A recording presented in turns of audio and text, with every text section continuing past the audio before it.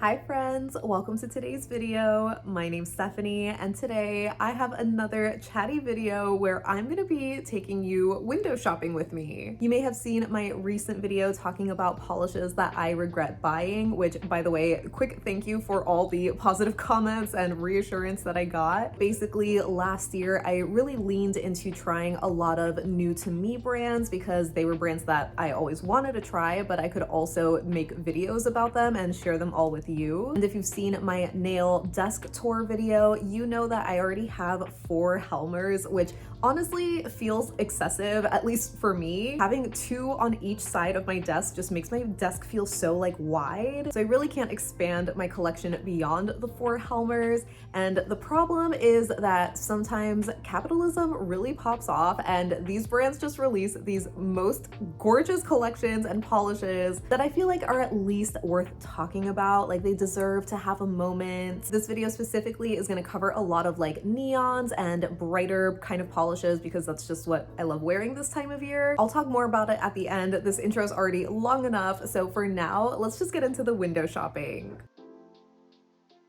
So first up, I have to talk about Polish for Days Day and Night Glow collection. Their Day Glow collection came out last year, which I'm sure so many of you are familiar with, but this summer they released a volume 2 with the Night Glow collection, and those shades basically fit in the gaps of the polishes in the Day Glow collection, if that makes sense. You'd posted a beautiful swatch wheel of both of the collections over on Instagram a couple of weeks ago, and it just was so stunning. Such a satisfying rainbow lineup. They are these super bright, colorful neon bases that have this stunning glowing shimmer, which you know I already love. I actually had picked up Electra from last year's collection, which isn't as neon. It's a little bit more on the subtle side. Still definitely very pretty though. Like it gives me those sunset in a bottle type of vibes. But for the rest of the collections, I was obviously tempted to grab some of them, mainly the hot pinks because I am just such a sucker for them, but I knew deep down that I just wouldn't end up wearing them as often. I mean,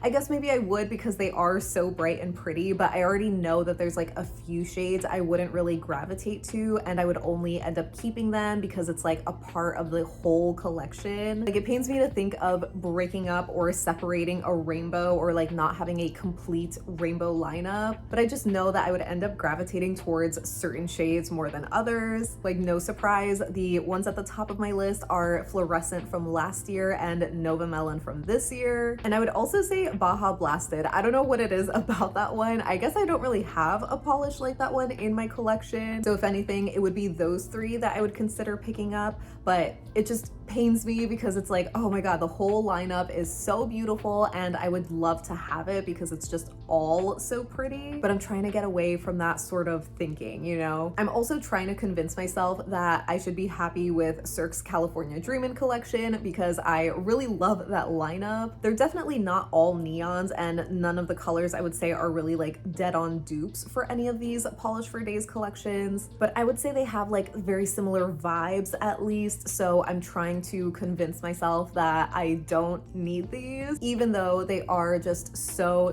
beautiful. I know so many of you guys had already picked up this collection though, so I would love to know if you did grab the whole collection or just picked 1 or 2 of your favorites. Let me live vicariously through you because these 2 collections are definitely at the top of my wish list if I had like more space. Some more neons that have been on my radar that I would love to have in my collection are from Death Valley Nails, and it was actually from their spring collection, not their summer collection. If I remember correctly, it was like half of their spring collection because they usually have these like really big like 20-piece collections. There were definitely a lot of specialty finishes, but there were also these like sort of pastel neon kind of shades. So freaking beautiful. That was another lineup that I was like, ooh, maybe I can buy these just so I can do like a review video. But obviously you haven't seen that on my channel, and it's not because I don't want to support Death Valley. Like I have shopped from them like before, but for me they are just a little too pricey, especially for the shades that I want where they're like creams. It's just so hard to justify a higher price point for creams because I know you can just get them for cheaper. But you know, in an ideal world where let's say they cost $1 each, well, first of all, if they were $1 each, I would get the whole collection. But if I am being a little bit more picky, the top one on my list would be Willy Nilly, which is kind of like that corally shade that I think is so perfect for summer. I've seen so many swatches of it on Instagram, and everyone, I'm just like, oh, it is so beautiful. I also really like Middle Child, but that one would be maybe towards like the bottom of my list because it's like one of those shades where I like it in the swatches that I've seen, but I don't know how I would like it on me, at least as a full manicure, but I feel like that would pair so well with some of the other shades to do like a little sunset kind of gradient. It's just such a beautiful, beautiful shade. And I also have been loving Promises and Curiosity Cloud. I think those two would be so, so freaking beautiful. And obviously, to no surprise, I have a few pinks that would be at the top of my wish list. Two from the collection are Soft and Canoodling, but I also have had Boring on my radar. I just love the name of it for being such a bright, in-your-face hot pink. But again, it's like I feel like I already kind of have these colors in my collection, and paired with the higher price point, I just like could never commit to getting them. So when it comes to potential dupes for these creams, I feel like there's something really, really similar from China Glaze from the Hello Sugar collection for Willy Nilly specifically. Unfortunately, a lot of my China Glaze polishes from that collection faded, so they're more like bleached neons. If anything, they don't have that same like neon punch anymore. But I'm pretty sure I also have something similar from Dimension Nails, but unfortunately I think she discontinued that collection. So if anything, I could see Willy Nilly being like the one that I would get just because the other polishes in my collection don't really match. Middle Child is a little hard to figure out because it's kind of one of those like yellow orange, not quite macaroni and cheese, but almost colors. I think the closest one might be Olive Ev's Tang, which sadly is retired, but I have it in my collection, so I can't really justify getting a polish that's already similar to it. Promises immediately reminds me of Orly's Vintage, which is such an iconic shade, one that I absolutely love every summer. Curiosity Cloud is another one that I think might join Willy Nilly, where it's like, okay, I don't think I have anything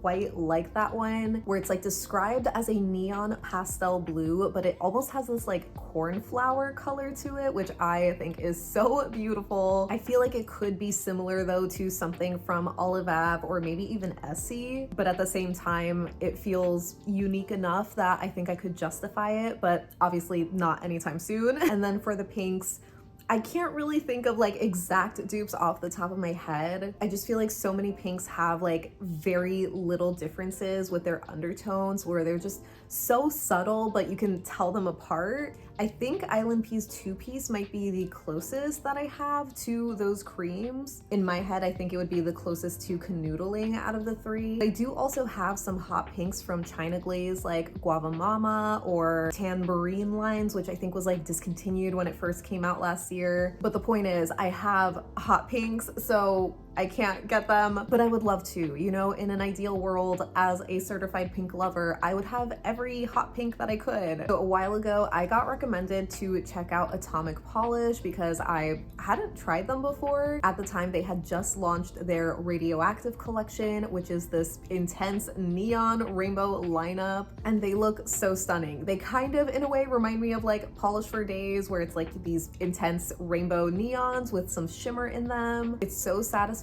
to look at as like a full complete collection, but I just wouldn't end up wearing like the yellow or the green that often. And for that one, I personally think the blue and the purple might be my least favorites because they're like a little more muted looking. My top two picks from that set, no surprise, are Radon and Prometheum. But you can see there's a pattern here where I just end up going towards the same kind of shades, and I just don't need that. I actually haven't seen many swatches of these shades like out in the wild, so it's hard to really put a finger on how close these shades are to existing ones that I already have. Off the bat, I would assume that Radon is kind of somewhere in between Cirque's Flamingo from their California Dreamin' collection and Mooncat's Merkitten, because that one isn't a neon. Like, it's still bright, but not a neon. Or honestly, Radon might just be like the neon version of Merkitten. And then Promethium is a lot harder for me to match because I personally don't think I have something like it in my collection. Maybe the closest is Cirque's Day Tripper from the same California Dreamin' collection, but I think that's like a little too light or maybe coral. It could also just be the website photos because some of them make Promethium look like very red. So maybe if I just use Road Rage and a shimmery topper, I can kind of like recreate the vibe, you know? But they definitely look so freaking gorgeous. I just love, you know, a bright rainbow lineup. It's so satisfying for the summertime especially. I feel like it's especially tempting because I just never tried atomic polish before, and I feel like it would be so satisfying to get that collection and review it. But realistically, I'm like, how often would I actually go back to wear these? Because even though I love neons, I love shimmers, blah, blah, blah, I have so many polishes. I shared so many already that I want to wear for this season in my summer favorites, which are a mix of like new shades that came out recently, but also just older ones in my collection that I haven't worn in a while. It's just literally not enough time to wear everything that I want to wear, and it sucks, but at least talking about it is fun because I'm sure so many of you can relate. And lastly, I actually want to talk about KBShimmer for a moment. I know they came out with like a little neon collection not too long ago, and those were cute. Like, no surprise, I'm most drawn to the pink and the orange, but I feel like I'm more interested in their new collection that's going to be coming out in like a week. I'm sure you already know the one that immediately caught my eye is that juicy medium watermelon kind of pink with this like golden flaky. It is so stunning, but I feel like there's so many others in that collection that look just so tempting. Can't wait to see more swatches of that, and especially videos once they start coming out. But yeah, that pretty much wraps up my first episode of my window shopping mini series. I'm not really sure how long this is gonna be or how often I'll do them. I feel like it would be nice to do like every couple of months. It'll just give me a nice moment to kind of acknowledge what's been coming out, because as you know, I love gushing over beautiful nail polishes,